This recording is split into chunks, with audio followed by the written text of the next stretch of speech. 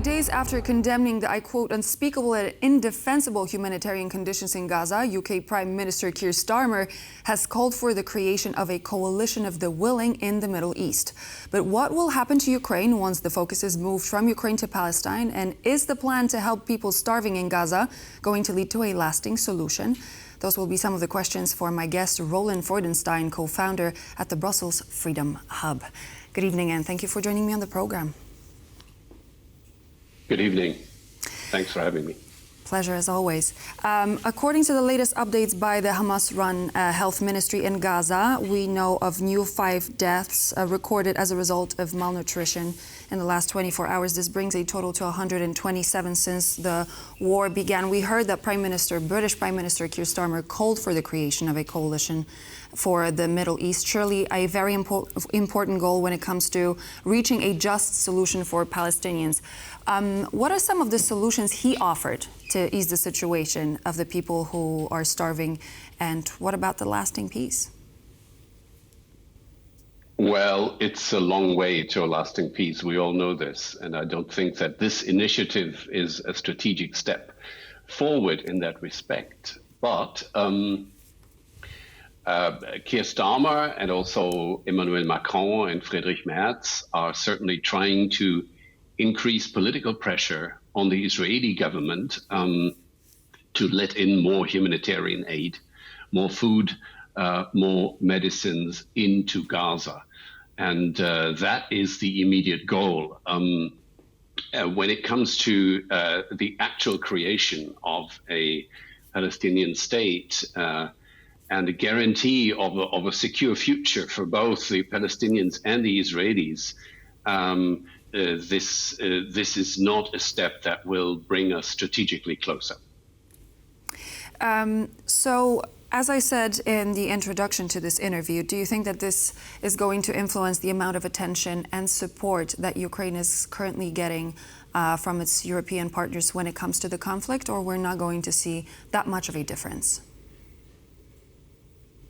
No, I don't think it will strategically turn away the attention from Ukraine, simply because what we do have in several West European countries now, especially Germany, is an awareness that we might actually be involved in a war with Russia in the very near future, if we do not rearm, if we do not support Ukraine more actively.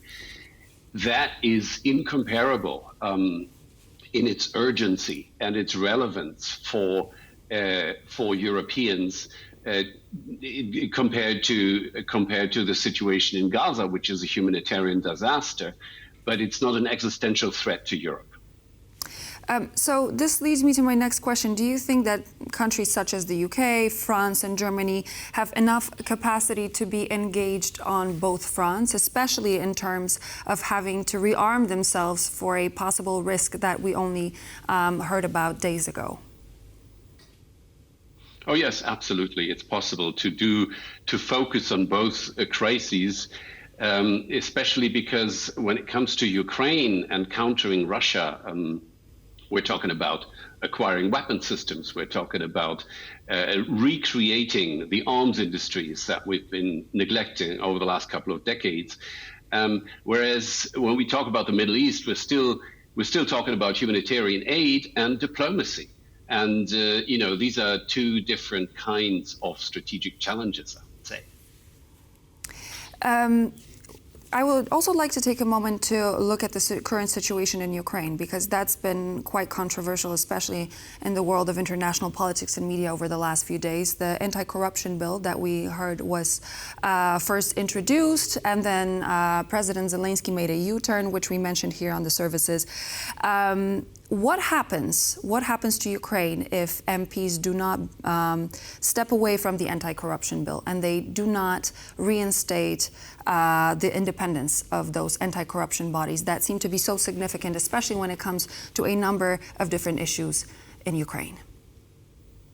Well, that is potentially the biggest blow to Ukraine and to Western support for Ukraine that we've ever seen in the last couple of years. which is why I think that, first of all, it's not going to go through the way it was proposed a couple of days ago. And second, you see, this, for example, would be much more dangerous to the support for Ukraine and also for Ukraine's future membership in the European Union than any crisis in the Middle East that might take some attention away. So these are the real problems that we're talking about in the context of Ukraine and Russia. Mm-hmm. Do you think that the announcement of this bill and the U-turn that Mr. Zelensky had to take, do you think that this is going to be the moment that is going to cause lasting damage for President Zelensky? I think that remains to be seen. The damage initially has been done because Ukraine seemed to take a step away from the free and independent institutions, the checks and balances that are part and parcel of democracy. So, if we're saying that Ukraine is defending its freedom and its democracy against the Russian dictatorship, then they cannot do what they were about to do at the beginning of this week. But as I said, I think Zelensky has backtracked on this, and I do not think that the initial bill of basically abolishing the independence of the anti-corruption agency is going to go through.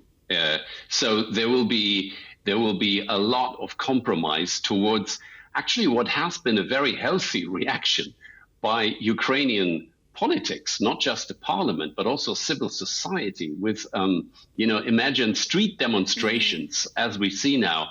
It's basically a response of a healthy democracy.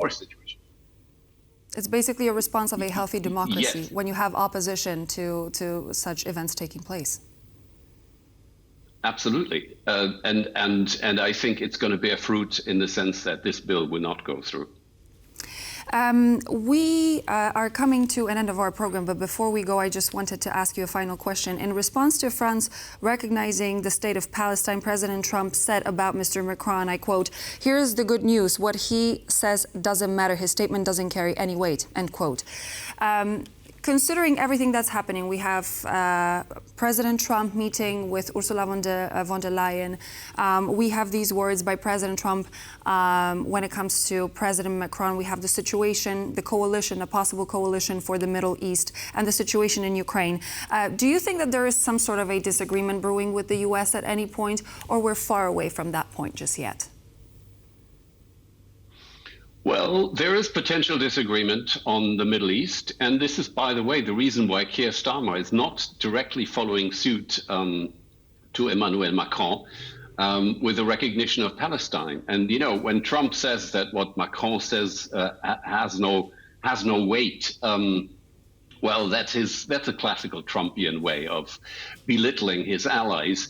But in a de facto way, he's not entirely wrong, because you can recognize a state that doesn't exist as long as you want, but there is no Palestinian state at the moment. There is a Palestinian Authority, but I don't think that this recognition has any concrete political effect at the moment. It's an act of symbolism. It increases Israel's isolation. And of course, as I said, Macron's allies, Starmer, possibly sometime in the future, also Friedrich Merz, will be asking themselves what they can do to kind of maintain European unity, but not maybe immediately follow in the footsteps of Macron. So that will be the balancing act that is now demanded. And we're yet to see if the coalition, the Middle East coalition, is going to take root. That's yet to be seen. Roland Freudenstein, co-founder at the Brussels Freedom Hub, was my guest. Thank you so much for joining. Thank you. And so this would be all for now here on World News Tonight. I'm Klaudia Czerwińska. Thank you so much for joining me here. And I do hope to see you back here on TVP World for more news and features.